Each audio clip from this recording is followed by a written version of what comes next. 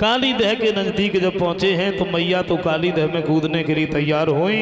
बलराम ने पकड़ लिया, मेरी माँ क्या कर रही है? श्याम सुंदर अभी तुम्हारे पास में आ रहे हैं। इधर बलराम तो मैया को समझा रहे हैं, उधर कन्हैया काली दह के अंदर जब पहुंचे हैं तो क्या देखा है कि कालिया नाग तो सो रहा है, नागिनियां जाग रही हैं।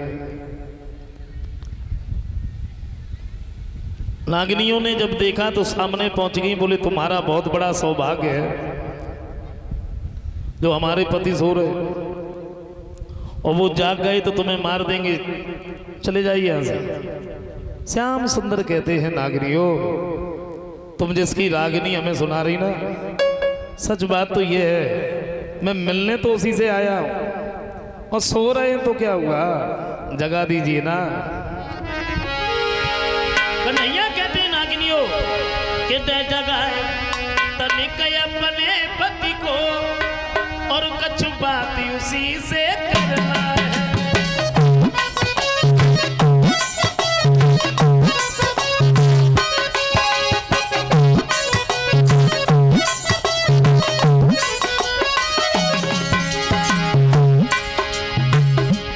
श्याम सुंदर कहते हैं नागिनियों जगा दो।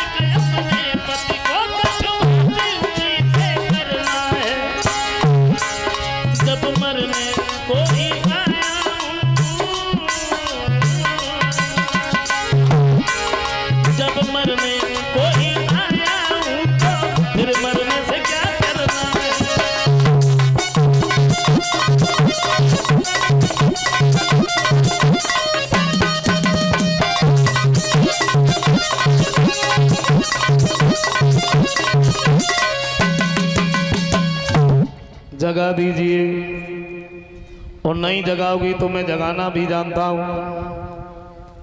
कन्हैया इतने शब्द कहने के बाद में आगे बढ़ गए।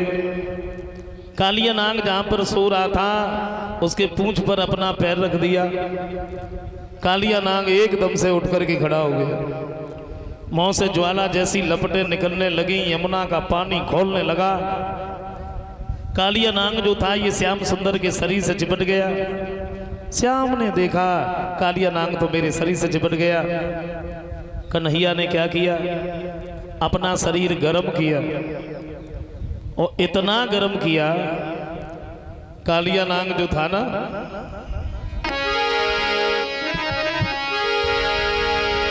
तो घबराई के काली दूरी हुआ, और त्यों ही मोहन ले हाथ किया।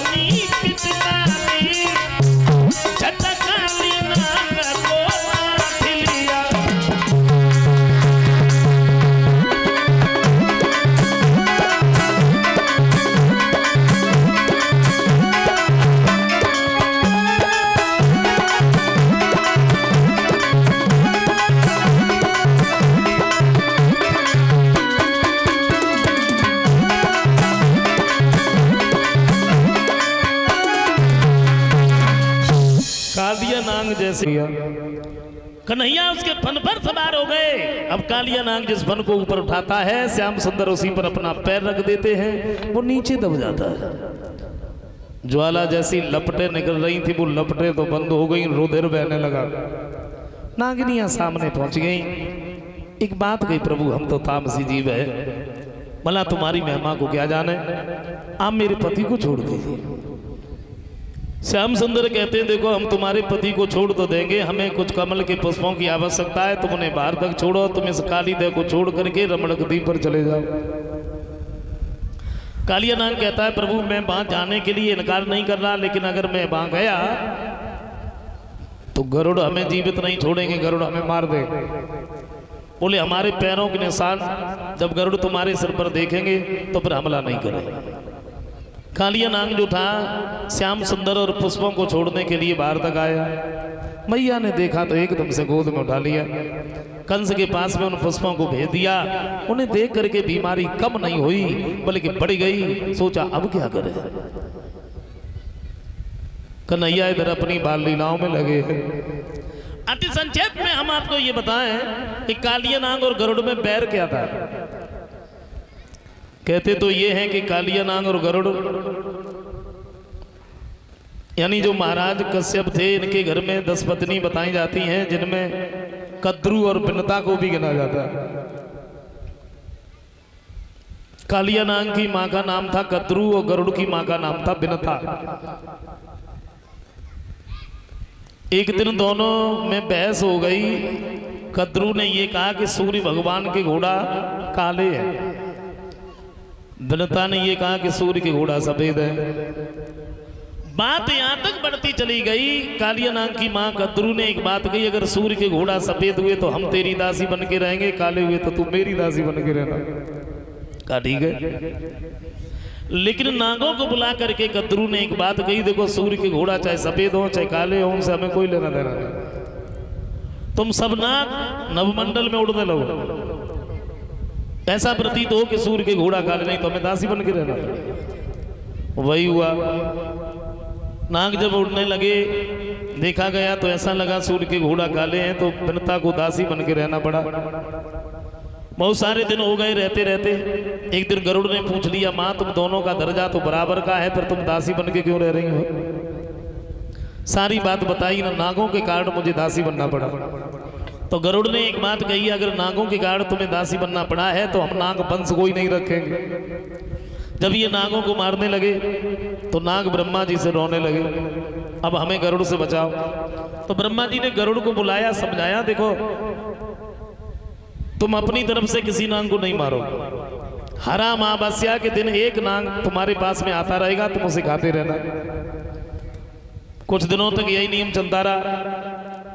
एक दिन कालिया नाग कहने लगा, कोई भी नाग अपनी तरफ से मरने के लिए गरुड़ के पास में नहीं जाएगा, और अगर वो गरुड़ के पास में गया तो हम उसे वहां तक पहुंचने नहीं देंगे, रास्ते में ही मार देंगे। और इसी बात को लेकर के कालिया नाग और गरुड़ में घोर संग्राम हुआ। कालिया नाग की कोई पेश नहीं गई और ये काली देह पर रहने लगा। वो जानता था कि गरुड़ यहाँ आते नहीं है। अब गरुड़ वहां जाते क्यों नहीं थे, उसमें भी कारण था। 100 बार इसी तपस्या कर रहे थे, गरुड़ वहां गए हैं, इन्होंने मछली निकाली, खाने लगे। उन्होंने इनकार किया, देखो हम यहाँ तपस्या कर रहे हैं और तुम यहाँ ये मछली न खा। लेकिन ये नहीं माने, तो उन्होंने श्राप दे दिया, आज तुम मेरी बात नहीं मान रहे हो, लेकिन आज के बाद अगर तुम काली देह पर कभी भूल के भी आ गए तो तुम्हारी मौत हो जाएगी। इस डर की वजह से गरुड़ वहां जाते नहीं थे। कालिया नाग बड़े आनंद से रह रहा था। अब आइए गौर करते हैं यहां से आगे। कन्हैया इधर अपनी बाल लीलाओं में लगे हैं। एक दिन श्याम सुंदर ने क्या देखा, वृंदावन के जितने भी लोग हैं बड़े सुंदर सुंदर वस्त्र आभूषण पहने हैं, बड़े सुंदर सुंदर पकवान बनाए जा रहे हैं, सुंदर गीत गा रहे हैं, और गीत ऐसे गा रहे हैं जैसे किसी को मना रहे हैं, किसी को रिझा रहे हैं। तो मैया जहाँ पकवान बना रही थी बैठी बैठी, उन्हीं के नजदीक पहुंच गए। कन्हैया ने पूछ लिया, माँ बात क्या है।